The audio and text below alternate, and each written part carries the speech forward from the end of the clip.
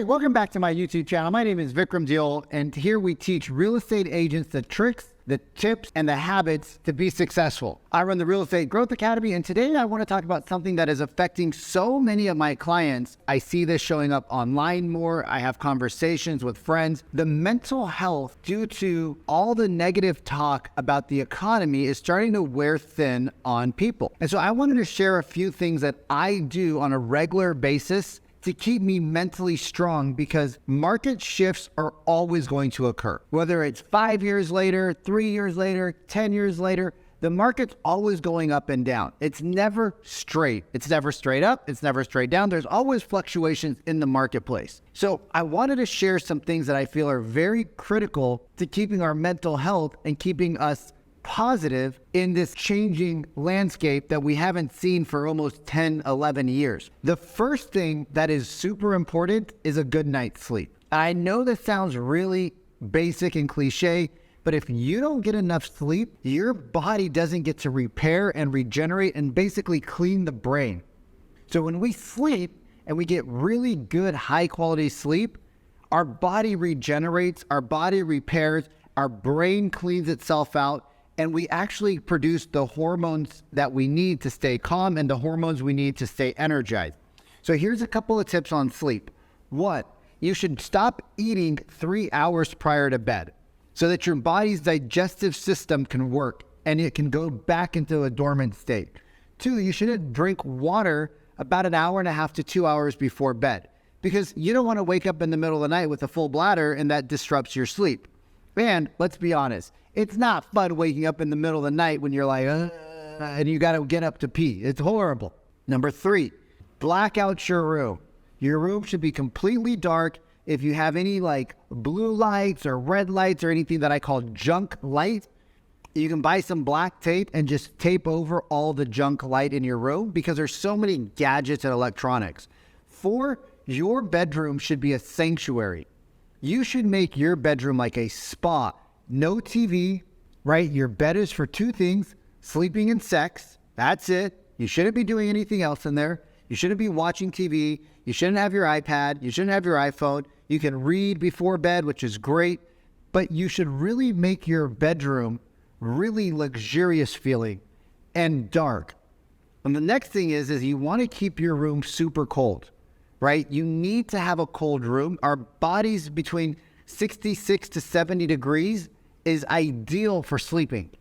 So taking these steps is going to really help you. Here's some things that people don't talk about.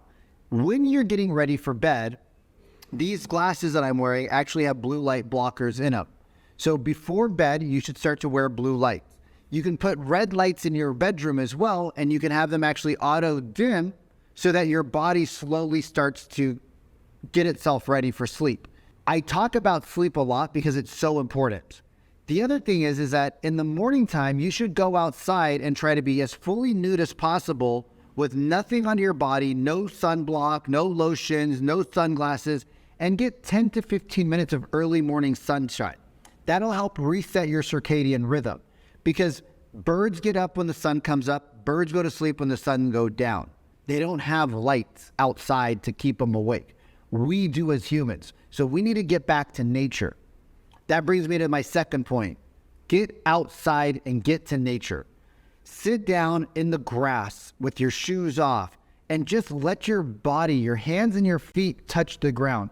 We have such porous parts of our body, and our hands and our feet are super connectors. When we go to the beach or when we go outside and we connect with Mother Nature without shoes on, we do this thing called grounding. And grounding allows our body to reduce inflammation. Grounding allows our body to reduce the stress. Grounding allows our bodies to really, really recalibrate themselves. I know we're going into a winter season right now.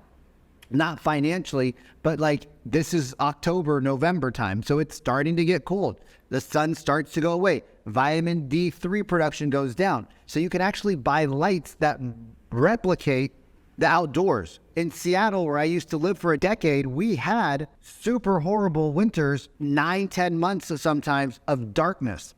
So I bought a UV lamp that gave me the shades from the light, from the sun. Really important. The other thing is supplements. Supplement with D3, magnesium, and K2. That's going to help your body absorb the D3 so you don't have that seasonal depression. Really important, you guys. The other thing is that there's now shoe straps that you can put on the bottom of your shoe that connects to the inside that'll ground your shoes. So you'll actually get the benefit of being outside while walking without having to walk barefoot through a city with glass and dirt and feces and all the other garbage that's on the floors.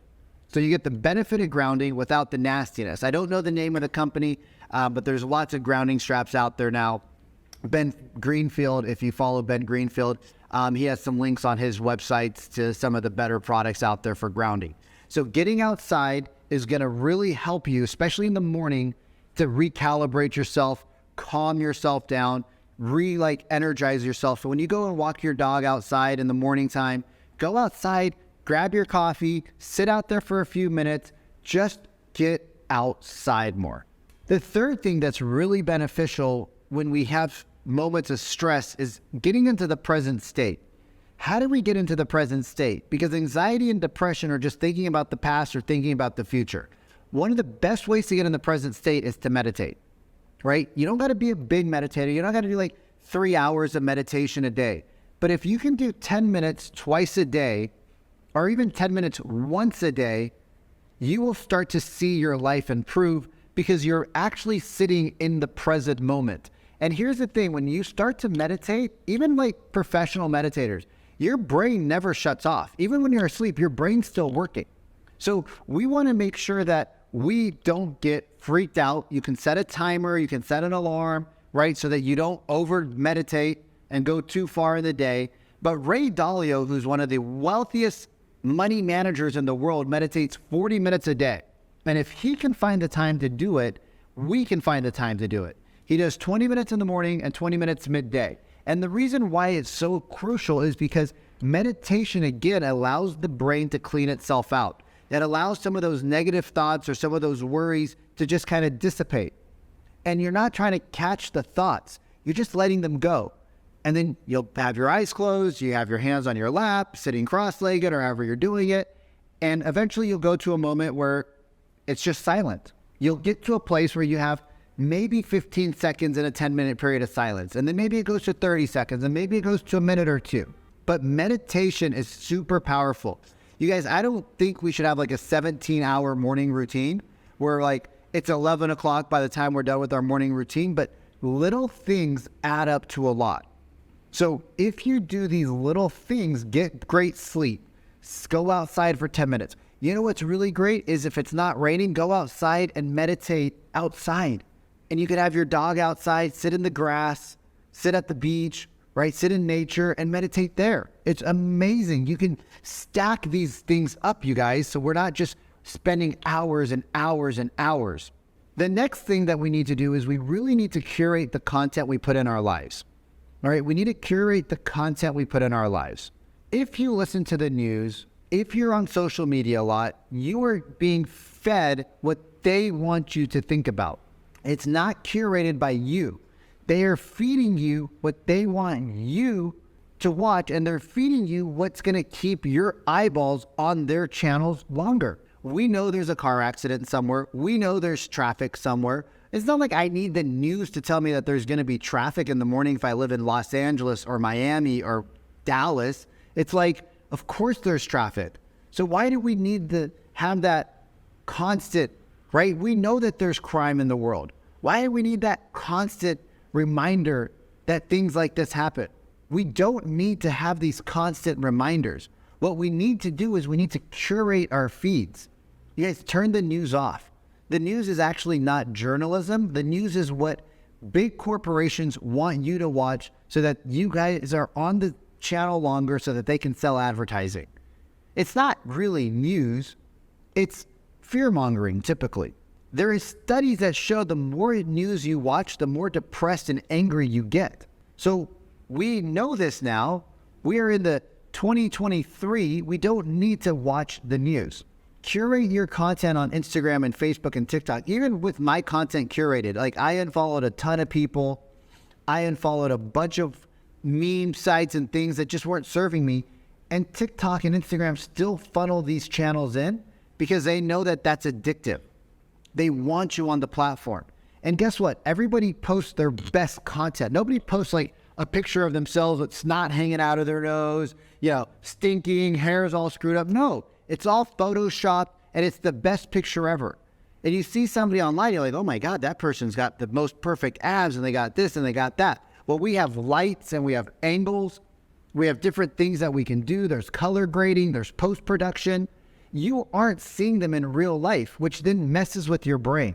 So curate the content you guys are putting into your brains. Number 5, exercise. You need to exercise every day. You need to move your body every day. I know walking is good for you, but walking isn't going to make you lose weight. I mean, if you don't do any walking, yes, walking will get you moving again, but you're not going to lose weight. You're not going to get strength. You're not going to get a lot of the benefit of exercise just by walking. You need to go and hire a personal trainer if you don't know what to do. You need to go to classes if you don't know what to do. I go to classes. I work out with other people. I like to see other people suffer with me. If I'm going to suffer, I want to see you suffer. And let me just be honest, like it's motivating. It's motivating to see other people doing better than you. It's motivating to see, beautiful women. It's motivating to see strong men, right? Like that's motivation. And then you build connection and community with these people, because people who go to the gym typically tend to be people who are a little bit more disciplined in life. They're a little bit more positive, right? If you're healthier, you are mentally able to handle more. So if you were thinking about doing a gym routine, let's do it. And here's how I want you to start your gym routine. I want you to get your calendar out right now, and I want you to put 3 days a week on your calendar for 10 minutes. I don't want you to think about going to the gym and getting sore and all that. No. I don't want you to think about losing 20 pounds or 50 pounds or have big guns or big calves. No. What I want you to do is build the habit and become the person that starts to work out. So what I want you guys to do is I want to build a habit for you. So I want you to go to the gym 3 days a week for 10 minutes a day.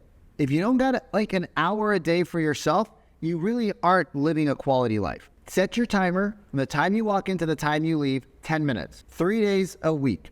Week 3, I want you to increase that to 4 days a week, right? Now people see you. I want you to at the same time, I want people to see you. And I don't want you to worry about your leaving at 10 minutes. I know you're going to want to do more. No, you're going to continue doing 10 minutes a week, 4 days a week. 2 more weeks, we're going to increase that to 20 minutes. All right. Now the habits are starting to be formed that you are the type of person who goes to the gym 3 times a week. You're the type of person who goes to the gym 4 times a week. Now we go to 20 minutes. After week 8, we go to 30 minutes. And by week 12, you guys, you are the person who goes to the gym. The 2 most powerful words in the English language are I am. I am healthy. I am athletic. I am smart. I am, etc. If you use I am and you put something negative behind it, your brain thinks that is your reality. And we do not want that. So I want you guys to build the muscle, but I also want you to build the image of yourself as I am the type of person who goes to the gym. I am the type of person who exercises 4 times a week. I am the type of person who never misses my gym routine. It should be like written in blood in your schedule, and you don't miss it for anything unless something happens with your family or health and you have to go somewhere else. Like you just don't miss the gym. So if you follow those 5 tips, you guys, you will see that your mental health will improve. And you'll see that even though we are in a shifting market, even though the economy is going through a rough patch, even though the news is bombarding you with negativity, you will start to feel better about things because you're curating your content. You're curating the people you're around. You're curating what you take in. You're working out. You're moving your body. You're getting outside. You're getting better rest. And you might even start to feel so good that your business takes off while everybody else's is going down. So if you like this content and you want to learn more tips about how to live a quality life as a real estate agent or just as a human, do me a favor, hit the like, hit the subscribe, and leave a comment about what you do to keep your mental health healthy.